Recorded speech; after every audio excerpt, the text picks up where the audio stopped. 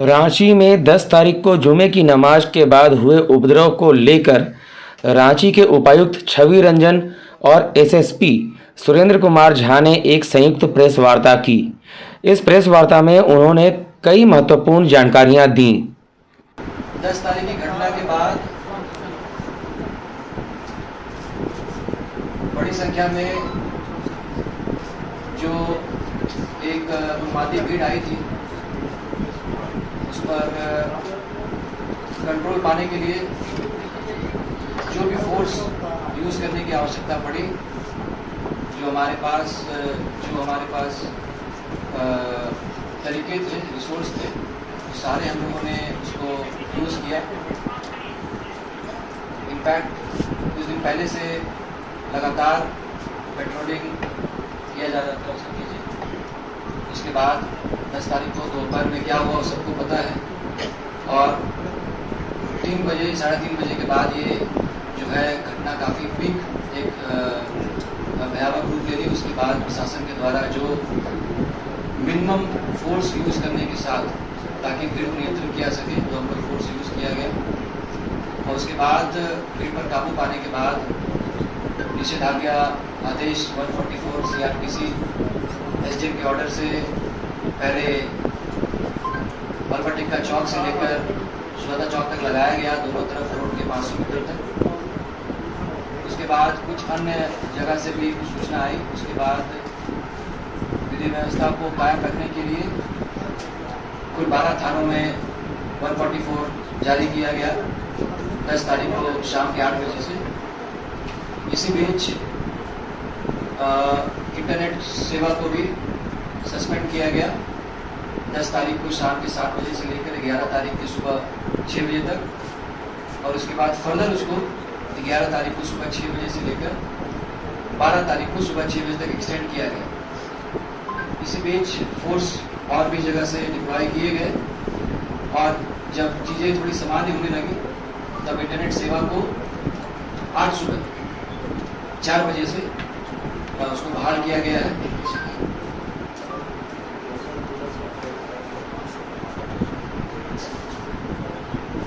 इस पूरे प्रकरण में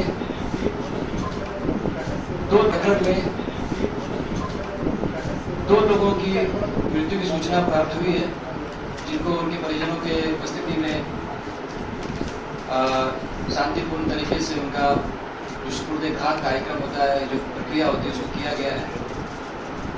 अभी स्थिति नियंत्रण में है। लगातार जिला प्रशासन के द्वारा निगरानी रखी जा रही है, और कुछ थाने हैं जहाँ पर लोगों को संशय है कि लोगों को असुविधा हो रही है। तो मैं बताना चाहूँगा कि अभी SDM साहब ने एक ऑर्डर निर्गत किया है, जिसमें कोतवाली, लोअर बाजार, हिंद पीढ़ी, dairy market, Chutia and Doranda, ये 6 थाने के क्षेत्र में अभी भी CRPC के धारा 144 के अंतर्गत निषेधाज्ञा आदेश लागू रहेगा, परंतु दोपहर के 1 बजे से लेकर 5 बजे तक आज इन 6 थानों के जो भी निवासी हैं वो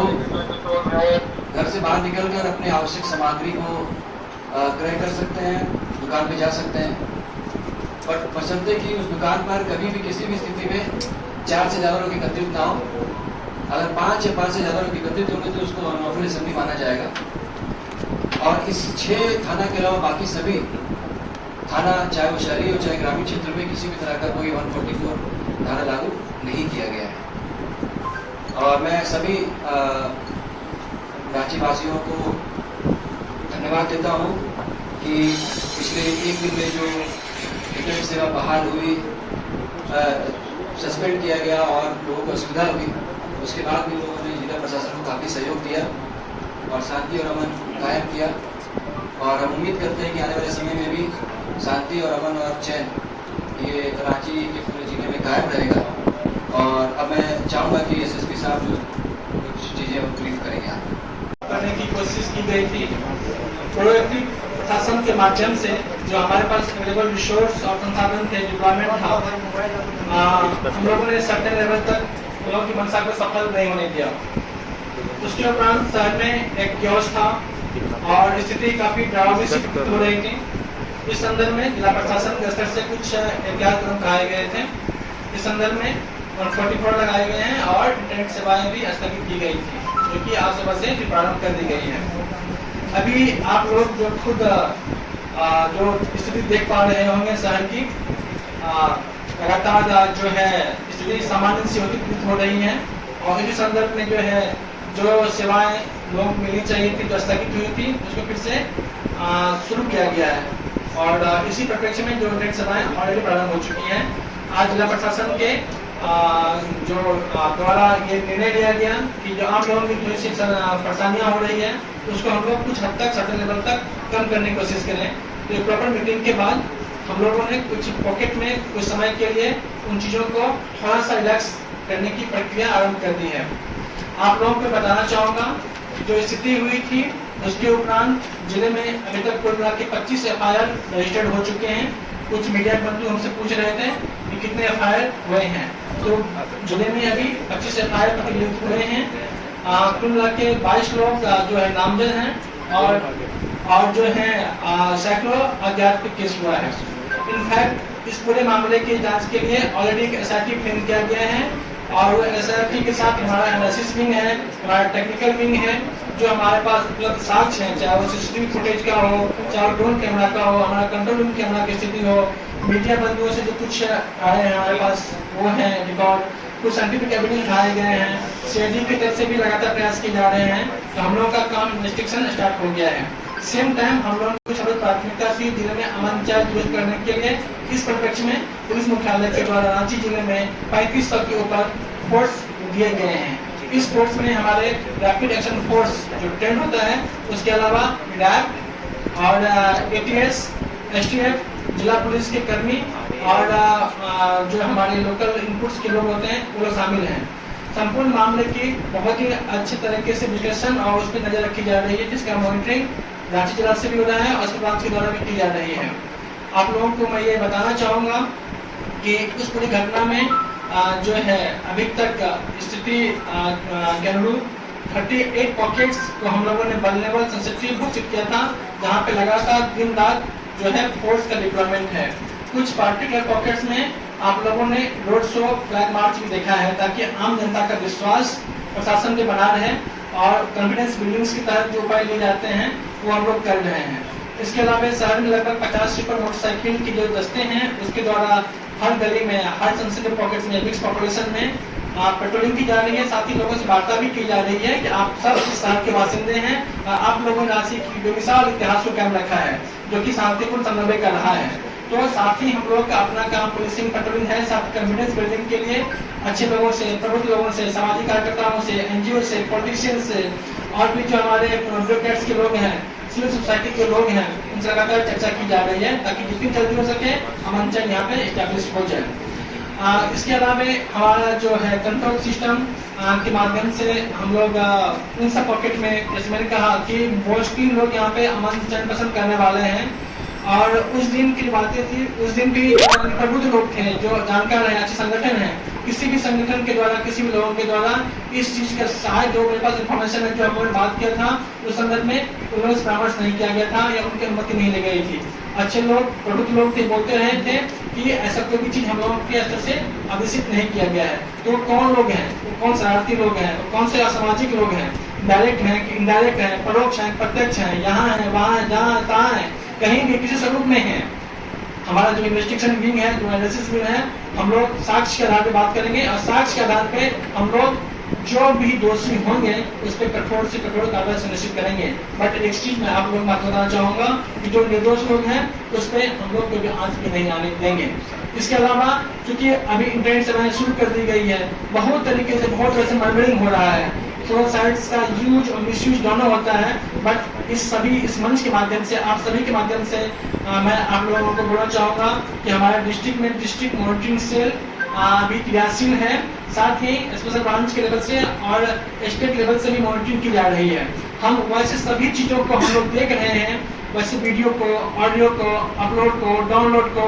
किसी भी तरह के ट्रांजेक्शन को, चाहे वो व्हाट्सएप पे हो, ट्विटर पे हो, इंस्टाग्राम पे हो, फेसबुक पे हो, जिससे किसी व्यक्ति विशेष की, समुदाय विशेष की भावनाएं आहत हो रही हो या किसी पे इल्जाम लगाए जा रहे हो, ऐसे सारे वीडियो ऑडियो हम लोग उस पर मॉनिटरिंग कर रहे हैं।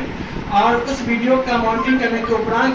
जो सही कार्रवाई होगी, जो लोग शांतिपूर्ण दिशा में क्रियाशील होंगे, उनका सबका स्वागत है। बट जो कभी लोग, चाहे वो कोई भी हो, कहीं बैठ के प्रयास कर रहे हो कि रांची के अमन चैन को खराब कर देंगे, तो वो हमारे सोसाइटी से बच नहीं पाएंगे। तो वैसे सारे वीडियो ऑडियो कंटेंट्स जिससे कि सामाजिक सद्भाव, व्यक्तिगत और सामाजिक भावना, सामाजिक सद्भाव और एक कह सकते हैं कि जो समुदाय की मान्यताएं हैं प्रभावित होगी, हम लोग उस व्यक्ति के खिलाफ, उसके ट्विटर के खिलाफ, उस ट्रेंडिंग के खिलाफ भी कठोर से कठोर कार्रवाई करेंगे। अभी बहुत सारे वीडियो ऑडियो जिसमें कुछ आपको तो बातें कुछ अफवाह के रूप में जहाँ तहाँ उड़ रही थी, हम लोगों ने उस सब वीडियो ऑडियो को भी अपने पास लगाया है और एक स्पेशल टीम के माध्यम से हम उस ऑडियो वीडियो की जांच करवा रहे हैं। वास्तव में कुछ सही होगा तो उसके अनुरूप कार्रवाई की जाएगी, लेकिन वीडियो सिर्फ और सिर्फ नफरत, द्वेष, ईर्ष्या, हिंसा को बढ़ाने के लिए किया जा रहा हो, तो ऐसे लोगों को हम आप नहीं करने वाले हैं। तो इस परिप्रेक्ष्य में अभी जो स्थिति है, जैसे कि ऑडियो से आप ब्रीफ कर चुके हैं आप लोगों को, है कि अभी लोगों की परेशानी को देखते हुए जो लोगों की डिमांड है और जो सड़क की स्थिति थोड़ी बेहतर हो रही है,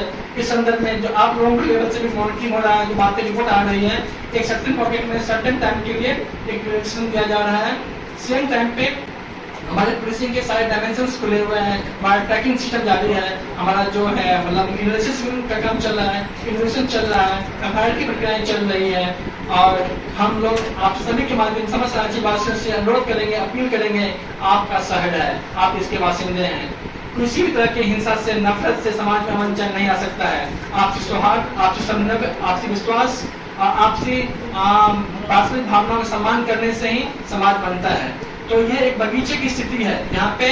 बात सबकी खूबसूरती तभी होती है जब सब खूबसूरती हो, ये तभी है जब हम एक दूसरे का सम्मान करें। इसलिए मैं समझ जिलावासियों से कर रहा हूँ, स्थिति सामान्य है, नियंत्रित हो रही है। आप लोगों को पास में कुछ दिखते हुए, इसके लिए मैं पर्सनली क्षमा प्रार्थी हूँ कि आपको इंटरनेट यूज का मौका नहीं मिला या कुछ समय के लिए आप घर निकल नहीं पा रहे हैं, बट आपके सहयोग से ही संभव पा रहा है कि फिर से लोग ट्रैक पे आ रहे हैं। तो जिले में जो आप लोगों ने